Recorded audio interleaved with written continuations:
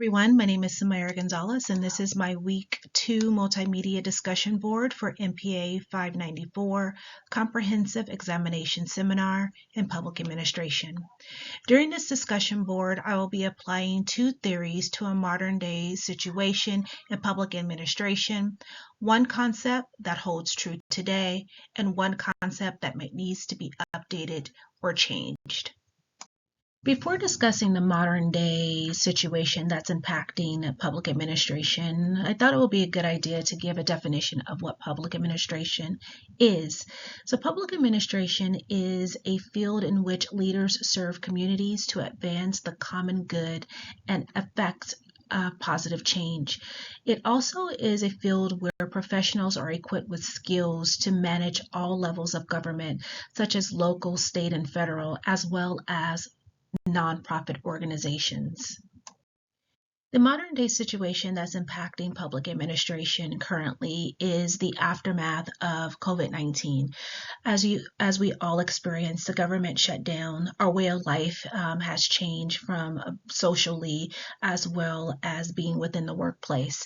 We are more reluctant to work from home now. We have hybrid work schedules, or we're 100% remote.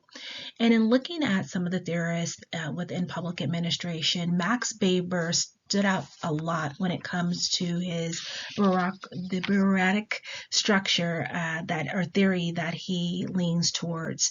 Within this theory of bureaucracy, he's saying that specialization, formalized rules, hierarchical structure, well-trained employees, and managerial dictatorship is it's warranted. But when we went through, or while we're going through or have gone through the pandemic, a lot of the organizations had to pivot. We had to find ways to stay afloat for operations to happen. And this contradicts the separation of employee work and social life that Max Weber's theories of the bureaucracy theory leaned towards. And on the hindsight of that is Frederick Taylor and his theory of the scientific management theory. Although both Weber and Taylor both leaned towards efficiency, Taylor was more on the rewarding and the increasing of productivity. How can I reward an employee and employer for work well done? And in the model that we're currently in within the pandemic, it seems to stand true.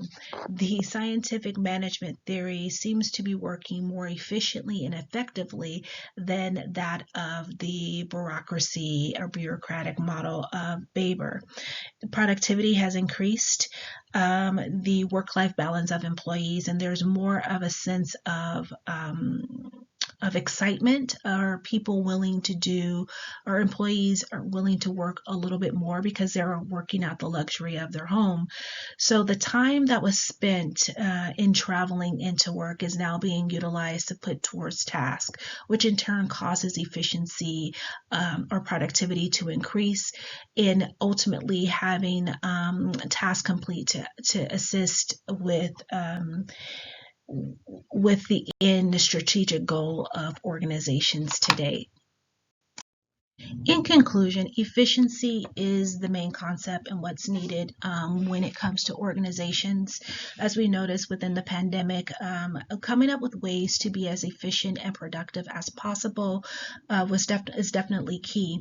So from Max Weber's hierarchical standpoint, although it is a structure that is needed to understand chain of command, is not necessarily needed when it comes to ensuring that workflows are followed and not as stringent. There's no need to be as stringent as his theory is saying when it comes to holding individuals accountable. Like that's going to happen throughout the processes.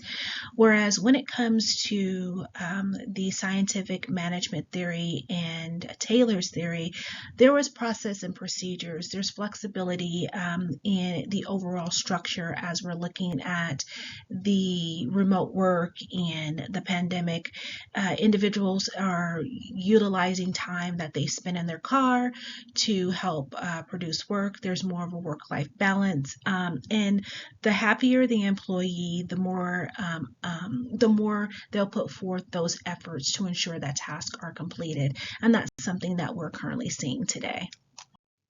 This concludes my week two's multimedia discussion board. Thanks for watching and have a blessed day.